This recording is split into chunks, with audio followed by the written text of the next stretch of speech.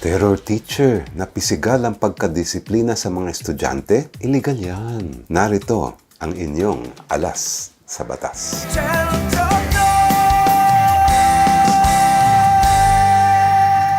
Magandang araw mga kakampi. Attorney Chel Diokno po. May magulang na nagpadala ng tanong. Attorney, yung anak ko po ay grade 5 sa public school sa amin. Umuwi, umiiyak kasi binato daw siya ng eraser ng teacher niya. Makulit daw kasi tsaka maingay. Tapos pinagalitan pa, tinawag na bobo sa harap ng buong klase. Mali naman po yun. Pwede po bang ireklamo ang teacher? Salamat sa tanong at magpasalamat din tayo sa lahat ng ating mga subscribers. Kung di pa kayo nagla-like at nagsasubscribe, please do so for more legal guidance. Patungkol sa inyong tanong, malinaw po na bawal yan at pwedeng ireklamo ang teacher. Sa DepEd Child Protection Policy, DepEd Order number 040-12, bawal ang anumang violence against children in schools. Kasama ang physical at psychological violence. Kasama sa physical violence ang pag-inflict ng body or physical harm. At kasama naman sa psychological violence ang pagdulot ng mental o emotional suffering tulad ng pananakot at pamamahiya. Specifically,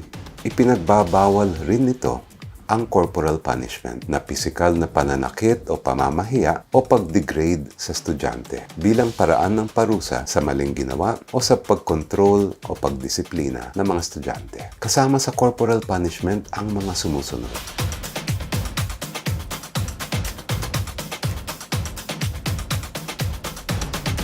Ang physical o psychological violence at corporal punishment ay itinuturing na administrative offense of misconduct. Kung malala ang ginawa, grave misconduct ito. At ang parusa ay dismissal o pagtanggal sa trabaho.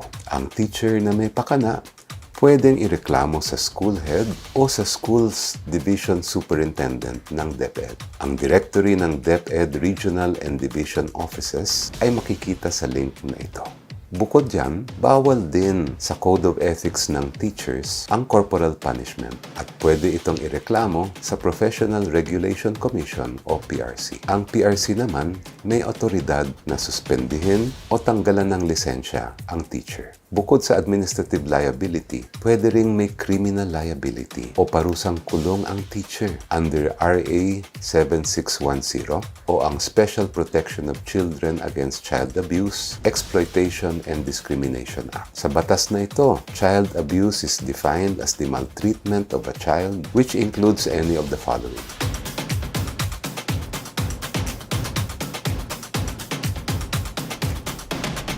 Maliban po ito sa damages o danyos para sa pinsalang nadulot sa bata.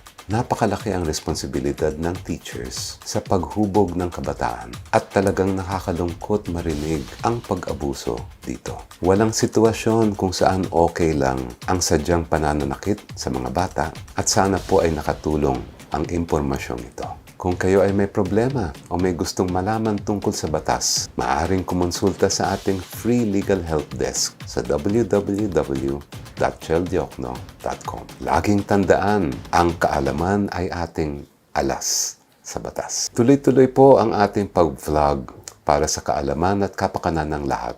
Please like and subscribe, mga kakampi. This channel is for you.